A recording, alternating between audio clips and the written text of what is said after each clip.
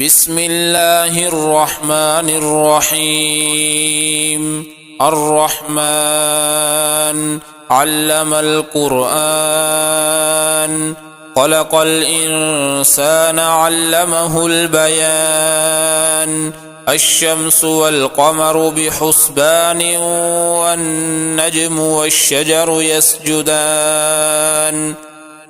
والسماء رفعها ووضع الميزان، ألا تطغوا في الميزان، وأقيموا الوزن بالقسط ولا تخسروا الميزان. والأرض وضعها للأنام، فيها فاكهة والنخل ذات الأكمام، والحب ذو العصف والريحان. فبأي آلاء ربكما تكذبان؟ خلق الإنسان من صلصال كالفخار، وخلق الجان من مارج من نار. فبأي آلاء ربكما تكذبان؟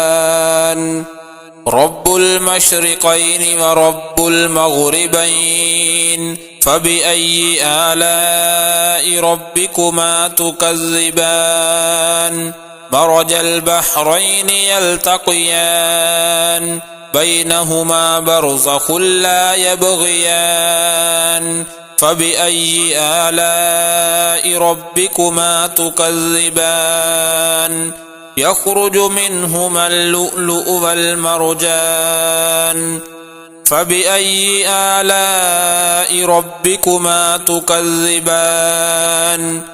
وله الجوار المنشآت في البحر كالأعلام.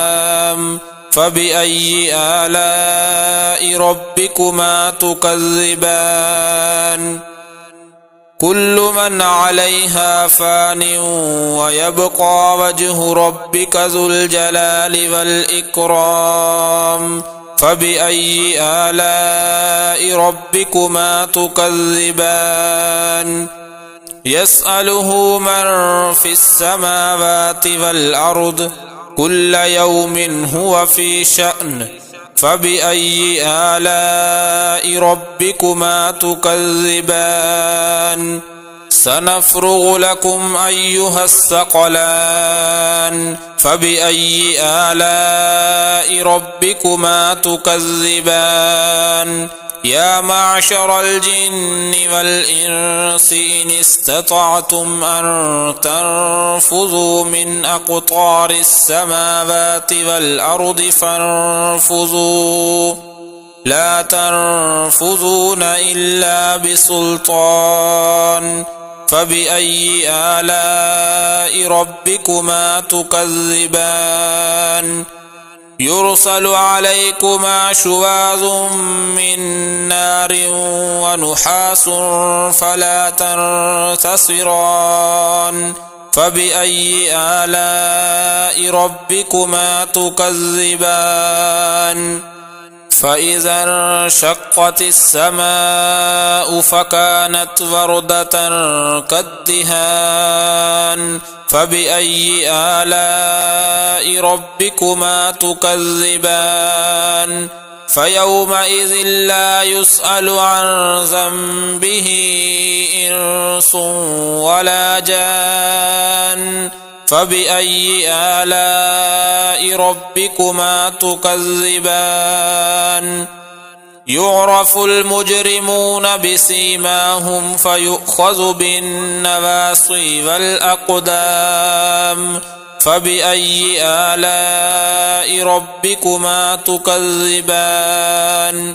هذه جهنم التي يكذب بها المجرمون، يطوفون بينها وبين حميم آن.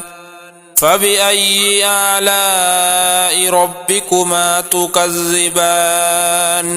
ولمن خاف مقام ربه جنتان، فبأي آلاء ربكما تكذبان ذواتا أفنان فبأي آلاء ربكما تكذبان فيهما عينان تجريان فبأي آلاء ربكما تكذبان فيهما من كل فاكهة زوجان فبأي آلاء ربكما تكذبان متكئين على فرش بطائنها من استبرق وجنى الجنتين دان فبأي آلاء ربكما تكذبان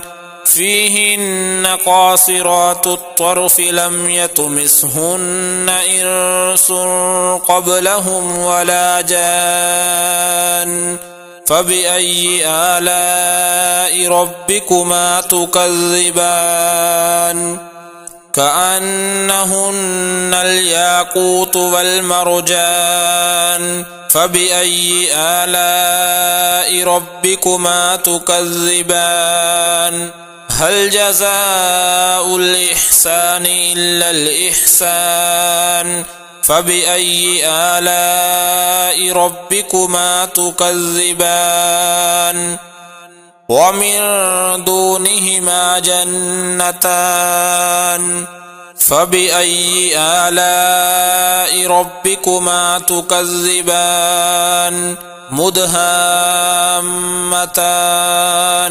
فبأي آلاء ربكما تكذبان فيهما عينان نضاختان فبأي آلاء ربكما تكذبان فيهما فاكهة ونخل ورمان فبأي آلاء ربكما تكذبان فيهن خيرات حسان فبأي آلاء ربكما تكذبان حور مقصورات في الخيام فبأي آلاء ربكما تكذبان لم يطمثهن إنس قبلهم ولا جان